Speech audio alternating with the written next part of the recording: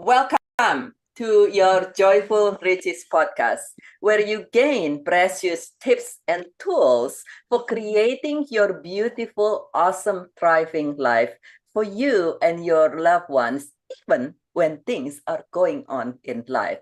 Because we all want and deserve to be happy, healthy, and wealthy and thriving. And for this week, and this podcast is delivered alongside G100 Global Networking. And for this week, we are so honored and so thrilled to have Patience with us. Welcome, Patience. Thank you so much for joining us. And firstly, if I mispronounce your name, please correct me. And secondly, would you kindly tell us what is it that you do? Thank you so much, Dr. Birgit, for having me on Together We Thrive podcast. I'm actually delighted to be here. And you haven't pronounced my name in a different way. My name is really Patience. So I'm Patience Modavi, and I'm the founder of Authentic Care. Authentic Care is a safe place, a haven for women who want to be able to live life on their best terms.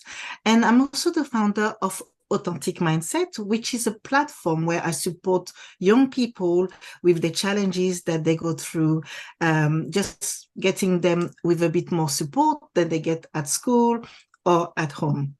Wow. I'm also, oh, sorry. Go ahead. Go ahead. Yeah, I'm also involved with G100 Global Networking as the UK chair, and I also work with Mother Army as a UK president as well. Wow, that is a lot of things that you do. That is super awesome. Now, did you what brings you to this? Did you kind of like grow up and say, I want to create these things, which is a platform for young people as well as to be able to help women, or is it something in your journey, or maybe both that leads you to that? Wow, I love this question because basically when I was about 8 years old, my parents decided to go and live in Africa, in Togo especially. So I left France. We all left France and we went to live in Togo for 3 years. And I remember being there, like I wasn't quite privileged. My parents, they had money, they were comfortable, if I can say it like that. And basically, I saw a lot of people, a lot of children as well, who didn't have the same opportunities as I had. And I remember telling my dad, as I was 8 years old, I was like, Dad, I will come back here when I'm older and I will build a school for children. So I think it's always been there. To be honest, I think it's always been there. And then, the challenges of life. So my children on the autism spectrum. And going back to my first child, who is now 23 years old, by the way, when he was born, I found it such a challenge. And I kind of lost a little bit of myself. As a woman, you kind of become just the carer, or the mother, and you lose yourself. And I think when I started to gain back a little bit of this, like, well, hold on, the patience is here. I'm still me and I need to look after myself. That's when I really started to do this work I'm doing right now. Ah, that is so beautiful. So there's a part of you that is a calling, and then the other part is you discovering yourself and or rediscovering yourself and bringing you to the work that you do. And you mentioned briefly just now what the company is about. Give us an example. Give us an example on what do you do for children as well as for these women, if you may. Okay. Yeah, no problem. So basically, with young people, I work around anxiety when they're feeling anxious, and this is stopping them to work, to be able to go to school, to be able to have a healthy life with their family. But I also work in projects. For 10 years, I worked as a social worker. I'm not a social worker, a support worker, where I worked with young people from 16 to 25 and supporting them into going back into independent living. So everything to do with emotional support, financial support, understanding the ins and outs of lives. But with women, I can give you an example, a recent example actually of the work that I do. So I go onto retreats. So I've just come back from a retreat where I was in Turkey, Kalkan, and where we supported women for 5 days, basically, into giving workshops around releasing emotion, around getting more strength in themselves, more confidence in themselves, and really coming back into their normal world, full of energy and full of confidence and being able to brave whatever it is that they brave. So I use coaching, NLP, EFT tapping, and other commodities as well. Oh, that is so beautiful. How beautiful that you are able to do that.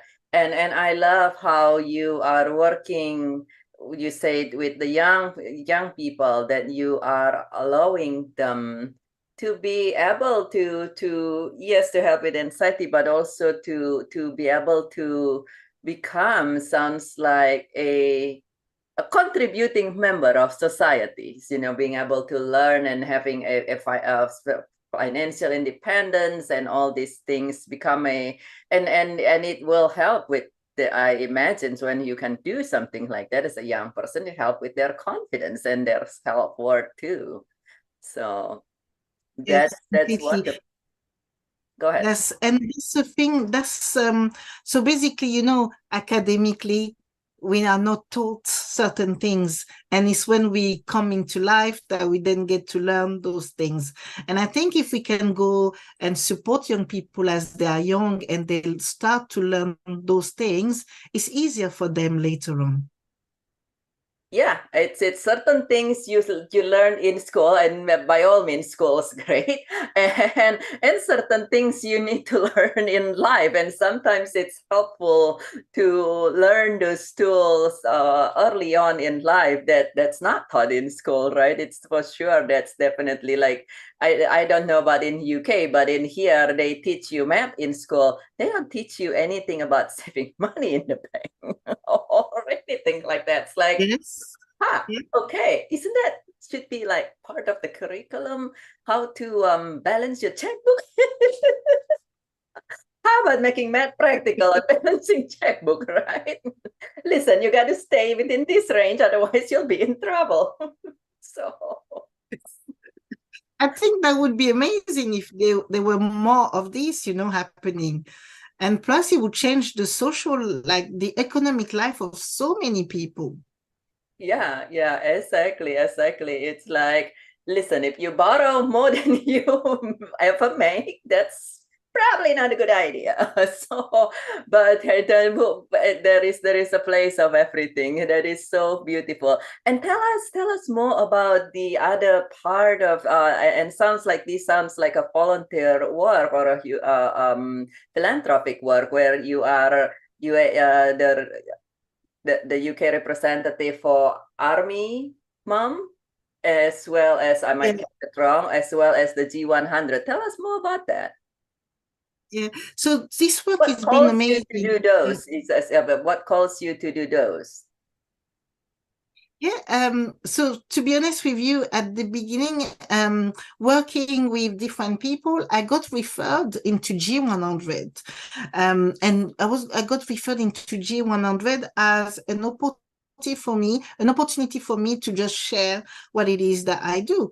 So it started like that. And then when I got to meet Ma, which Ma is the global chair for global networking, when I got to meet her, I think we kind of took a much more approach on mental health, self-care for women, and things like that. So I was able to use my expertise into, if we can say, kind activism.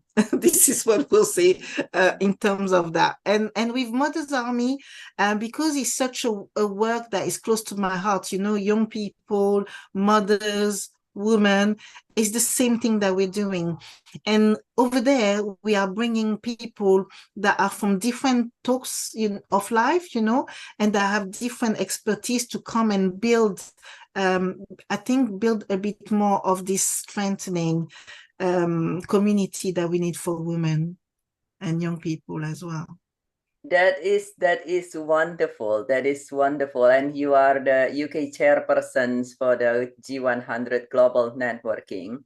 So if anyone in the UK interested in learning more about this opportunity to, sounds like, support and elevate each other, please connect with Patience. And you talk about navigating, sounds like learning life skills as well as returning to yourself, having things going on in life, and being able to still return to you and your best self. So do you have any tips firstly for people, for our younger audience? Let's say you are in high schools or early in the college, and you notice even at the young age that things are not seemingly the way you want them to be.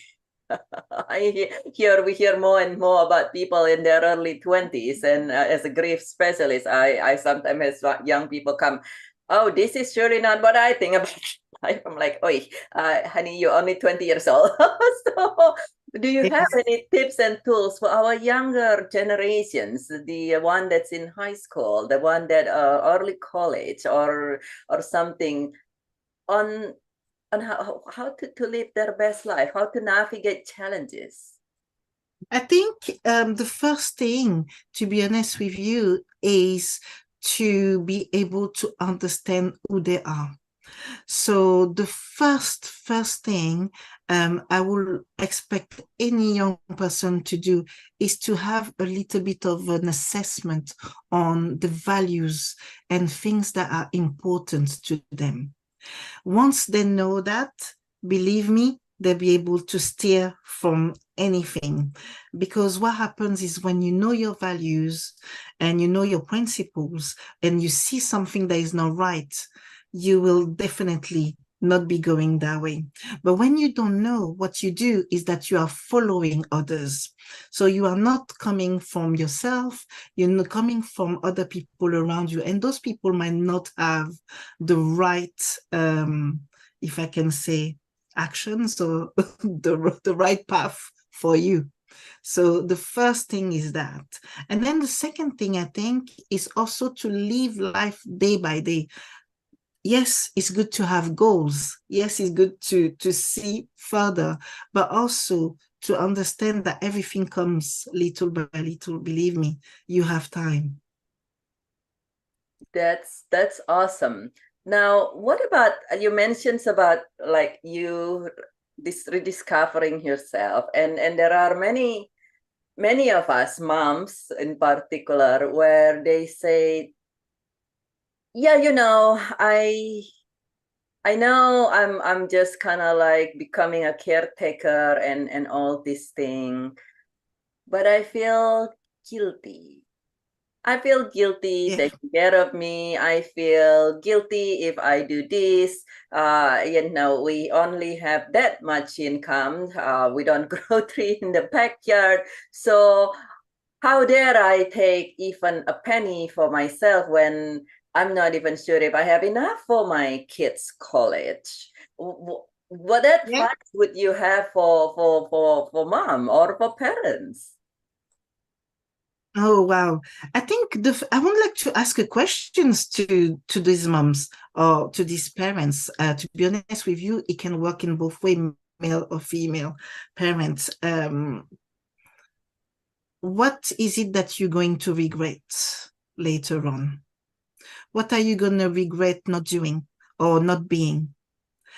And how is that going to take an effect on your family life? I think that's the question that I would like to ask. The reason why is because when we are doing for others, we are giving. The same way we are giving to others, we are supposed to give to ourselves. And this everybody knows. When you board the plane and you are listening to the security notice, they tell you to first put your mask on and then put the mask off someone else and help someone else. So the first thing first is to help and support yourself.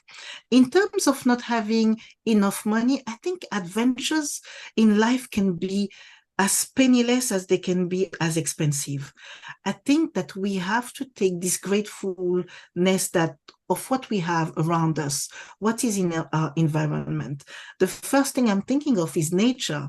Nature gives us a lot, a lot. And if I could just give an advice to people is if you can research forest bathing. Forest bathing is going to be an activity that you can do for yourself on your own, but also an activity you can do with your family. It's not going to cost anything, but what's going to happen is that you're going to gain so much from it, so much into your mental health, your physical health, and your emotional well-being. And it will cost you no penny. That is wonderful. That is really awesome. What about time? What about time? Some people say, you know what, I just have no time. I don't have time. I have 15 things to do for my 5 kids, and I run around like chicken, and I don't even have time to sleep. And how would I be able to fit this whatever it is that is particularly if it's not with the family, or maybe the family has, at least in here a lot of time we see that kids schedule is so unbelievably jam-packed with, like, you got soccer, you got this, like, oh my goodness, the poor kid is scheduled to the minutes. And and particularly if it's talking about time for themselves, they're like, I don't have time. I don't have time to even sleep as much as I would want to. How do they find more time? How do we find more time for parents if we have you mentioned about I think that's a 24-hour job. So yeah, how do you find more? I think what happened, yeah, I think what happened, first I'm going to start with what happened with me. What happened with me is that I realized that if I did not have my full energy, if I did not have my full rest, if I did not have basically this self-care routine, I was not able to function properly. What happens in life is that things happen in a domino effect. If you are thinking that you don't have time, surely you won't have the time. Now, let's say, let's come on to more of an advice that I can give. There's a thing that you can do which is called stacking. So stacking is basically doing an activity and stacking another activity on top. So as you are brushing your teeth, you can then repeat, for example, joyful or positive affirmation whilst you are brushing your teeth. If you can't do that, you can also put a podcast that is going to be really positive and that is going to put you in a great mood, or even a Spotify playlist or something like that. Whilst you're brushing your teeth, you're doing that. It's bringing you joy. And believe me, you are ready to go on your day with another mood. another idea. So that's the way you can do it. So try and stack things on things you're already doing. So let's say you're taking the kids to school or to football practice. What are you gonna put in the car? Maybe classical music who's gonna make a little bit of a nice mood in the car for everybody. I think that's the way to do it. I love that. The funniest thing, I was thinking about that today, this morning when I wake up. I love the idea of stacking. And this is just another example for our audience, actually. I have a routine of not getting out to bed until I do certain stretches. Kind of like your alarms goes and you're like still half asleep. But if you can train yourself, instead of you just, oh God, I wake up, you just start stretching. It's actually for sleep, help you get up easier. But I also have a routine. Funny that you mentioned that, because I was thinking about that, and many times as people say, as we become more mature, we become less flexible in our body, right? And I was thinking, oh, I'm so grateful. I'm very flexible. And one of the thing I do is when I brush my teeth, I mean, it's like what, 2-3 minutes, but I have still into that, actually stretching, because it's actually, if you think about it, the platform is a place that you can kind of like stretch your back and all these things. So I will, morning and evening, I stretch twice a day, literally for a total about 5 minutes. And it's alongside brushing teeth. It's the power of stacking. It's like you're not realizing you're doing it, you're just doing it. Yeah, exactly. And it doesn't take extra time because we all have plenty things to do. And the same thing when you're putting your lotions and you're drying your hair, like you said, you could definitely tell yourself an affirmations, maybe something I'm having more and more time for myself and things. And so Yes. I love that. I love that. Such a beautiful, beautiful example. And tell us a little more about the G100 Global Networking UK. I know some of the events that I know you had done some event.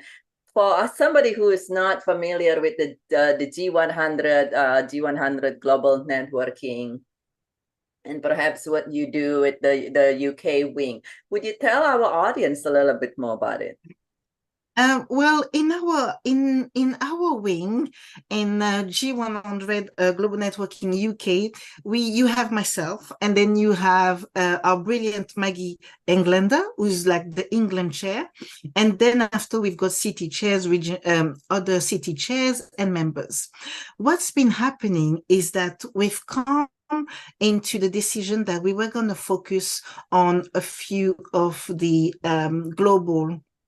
basically the global objective of G100 as a whole, taking in the networking aspect and really this global platform that we have thanks to Dr. Armin Arora.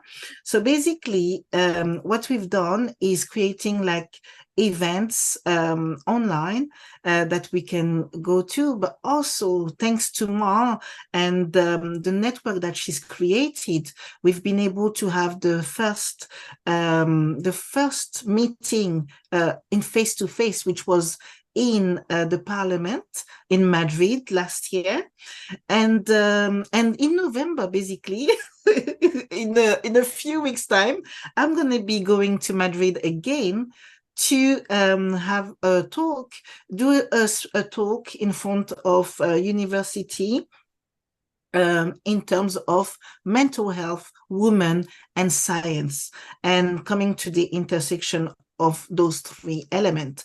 I think it's really for me, it's giving me a platform to not only talk more about what it is that I feel passionate about, which is women's mental health, women's well-being, and also even young people's well-being. But also, I think for all of us that are part of it, is really bringing our expertise and sharing it to people all over the world.